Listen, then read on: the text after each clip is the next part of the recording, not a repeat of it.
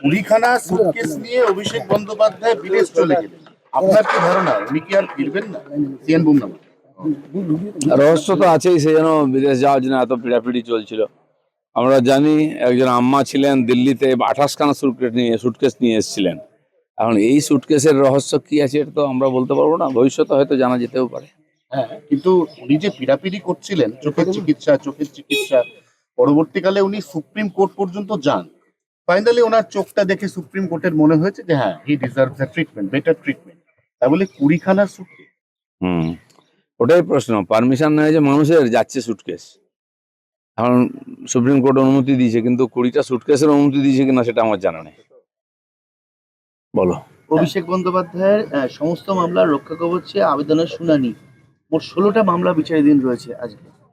Case তো প্রতিদিন বাড়ছেই, আরো হবে। মানুষ ভয়ে কথা বলতো না, ডায়মন্ড হারবার থেকেই সমস্ত মামলা আসবে। যাদের অত্যাচারিত হয়েছে, যাদের লুট হয়েছে, দোকানপাট দখল হয়ে গেছে, তো ওনারই অনুপ্রেরণাই হয়েছে, তো ধীরে ধীরে সমস্ত সামনে আসবে।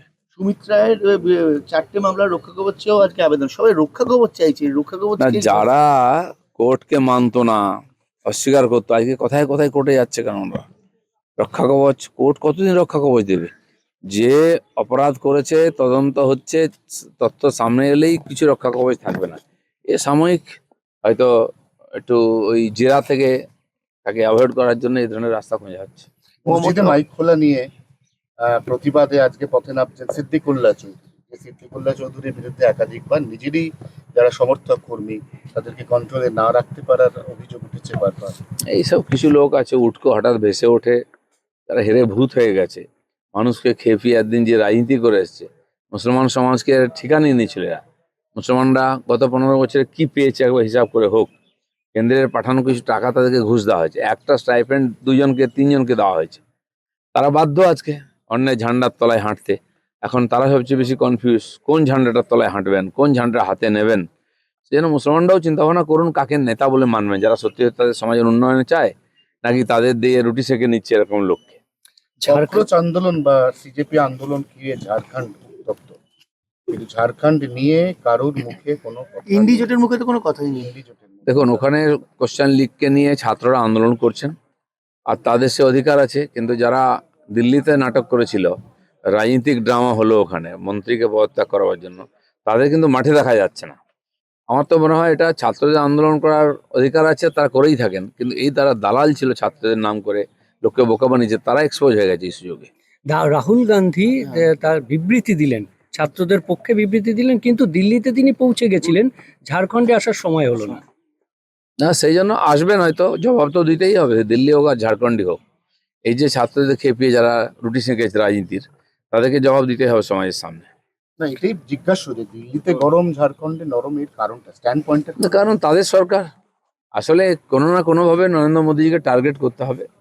আর বিদেশি গডফাদারদের অঙ্গুলি হেলনে অর্থে এই সমস্ত কিছু হচ্ছে, তো নরেন্দ্র মোদীকে কোনো না কোনোভাবে টার্গেট করার মাধ্যমে করার চেষ্টা হচ্ছে। কিন্তু এখানকার জনতা খুবই সজাগ, তারা খুবই অভিজ্ঞ। গণতন্ত্র আজকে নয়, আমাদের এখানে যুগ যুগ ধরে আছে। আর সেই গণতন্ত্রকে কেউ যদি বিভক্ত করতে চায়, ক্ষতবিক্ষত করতে চায়, সাধারণ মানুষই ঢাল হয়ে দাঁড়াবে।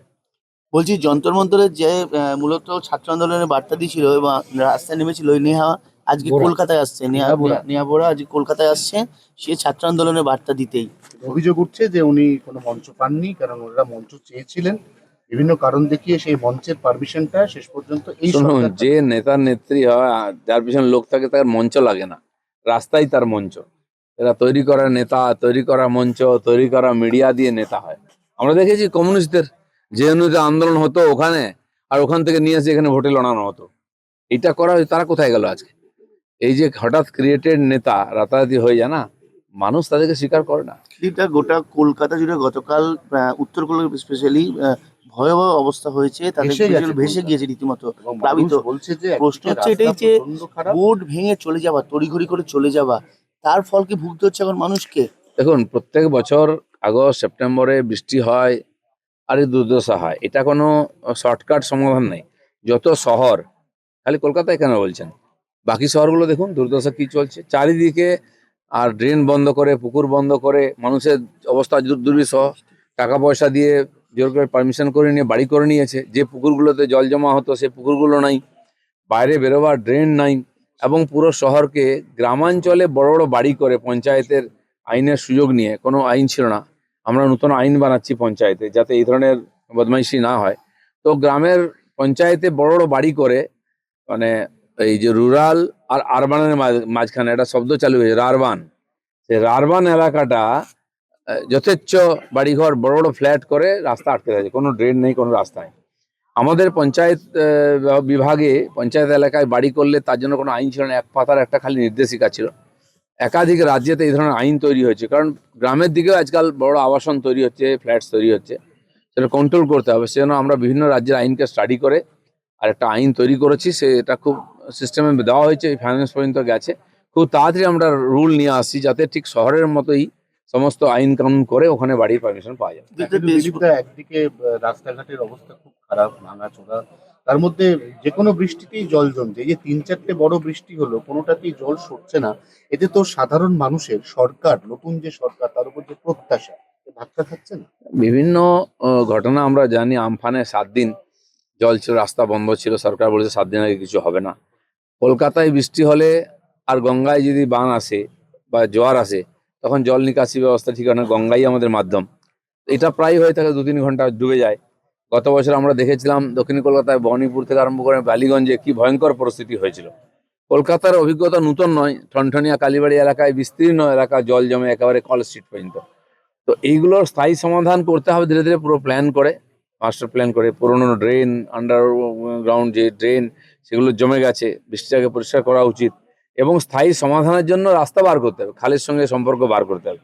আমার মনে হয় এটা যারা ইঞ্জিনিয়াররা আছেন, দরকার হলে আন্তর্জাতিক স্তরের যারা এক্সপার্ট আছেন তাদের সহযোগিতা নিয়ে স্থায়ী সমাধান করা হোক। একটা বৃষ্টি লোক কাটিয়ে দিতে পারে, এত বছর চলেছে, কিন্তু পরের বার থেকে যাতে এর কোনো সমাধান হয় রাস্তা দেখা উচিত। দিলীপদা, পশ্চিমবঙ্গে বৈধ ভোটারদের নাম দ্রুত ভোটার তালিকায় অন্তর্ভুক্তির জন্য এসআইআর ট্রাইব্যুনাল গঠনে আজকে মামলা হয়েছে।